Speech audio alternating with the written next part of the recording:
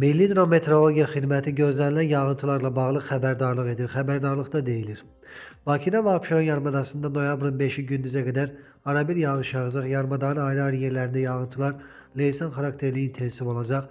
Noyabrın 4-dən 5-nə keçən gecə isə bəzi yerlərdə yağışın intensivləşəcəyi, eləcə də səhər saatlarında da intensiv yağış yağacağı gözlənilir.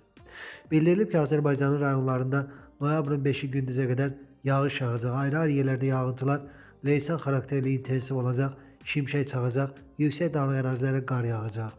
Çaylarda sululuğun artacağı, bəzi dağ çaylarından sel və daşqın keçəcəyi ehtimalı var. İndi isə sabahın havası ilə bağlı daha ətraflı.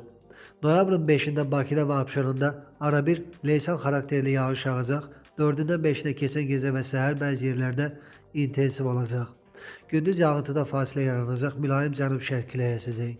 Temperatur gecə 9-12, gündüz 15-18 dərəcə isti, atmosfer təzyiqi isə 769 mm civə sütun olacaq. Naxçıvanda da gün ərzində yağış və intensiv yağış ehtimalı var. Temperatur 14-17 dərəcə isti olacaq. Azərbaycanın bir çox rayonlarında, xüsusən də şərq rayonlarından başlayaraq yağış yağacaq. Ayrı-ayrı yerlərdə qısa müddətli intensiv olacaq. Bəzi yerlərdə duman gözlənilir. Şərq küləyi əsəcək. Temperatur gecə 6-11, gündüz 16-21, dağlarda gecə 0-5, gündüz 5-9 dərəcə isti olacaq.